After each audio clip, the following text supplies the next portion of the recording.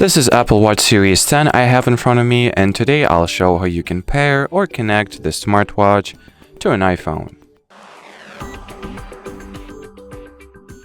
So first thing that you need to do is to take your Apple Watch and power it on by pressing and holding the power button, or just the side button that is located underneath the digital crown here. Now wait for the watch to be switched on. While you wait, you can take your iPhone and launch the watch application. Now once you see this first phase or the initial setup, animations or interface, click the Start Pairing button on your Apple Watch, on your iPhone. Make sure that you have your Bluetooth enabled and your device is connected to internet. Your iPhone is connected to network, either through Wi-Fi or cellular, doesn't matter. Now select whether you would like to set this Apple Watch for yourself or for a family member. Now, once this little sphere or noise sphere appears on your Apple Watch, frame it inside this orange frame in the viewfinder.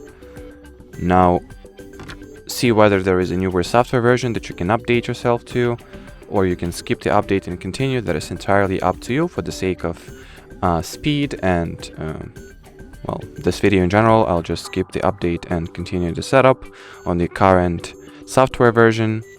So now, as you can see, the Apple Watch is paired, so you can either restore the data from backup if you have a backup from older watches, or you can set up as a new device. Now select which wrist you wear your Apple Watch on, left or right. Then read and accept terms and conditions. Here decide whether you would like to share analytical data with Apple, so you can either press share with Apple or don't share. Once again, that is entirely up to you. Now you can set up the watch passcode, which is going to protect your data from unauthorized access or from such attempts, should I rather say. Here you can either create a 4-digit passcode, create a longer passcode, or just skip the step and do not add passcode. Just make sure that some features of Watch OS and Apple account cannot be used without a passcode, so keep that in mind. Now select what text size you would like to use, so smaller or bigger. As you can see conveniently, the preview is also shown on the Apple Watch, so you can see yourself what kind of size you prefer, and then select it. Now you can also enable bold text if you'd like, and here press continue button. Now select your parameters if you want to. Enable or disable the route tracking. You can also set up the sleep schedule or skip this step for now. Decide whether you would like to get notifications about your health. Then get acquainted with some safety stuff here.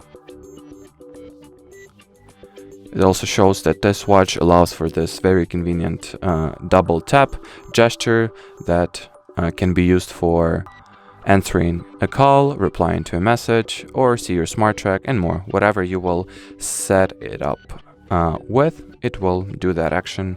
So this tap in with your thumb and index finger twice. That's the gesture. Then you can also automatically open the depth interface once your Apple Watch and you will be submerged underwater, or you can make it so that it will not open automatically. So here are some driving safety stuff, so you can read it or skip it. And now simply wait for the Apple Watch to synchronize with your iPhone. It will see what apps it can copy to Apple Watch, it can install to Apple Watch, and just generally sync all your data and preferences from an iPhone directly to your smartwatch. This process may take a while, so at this point all that you can do is wait. But while we are on it, you can just press the Get to Know Your Watch Better, read some Get Started materials such as what's new in Watch OS, read the Apple Watch user guide if that's your first Apple Watch, so you can get to know your device better, and also read other stuff if you prefer, of course. So at this point, let's speed up the video. You'll probably see some kind of a time lapse here and finish the setup from there.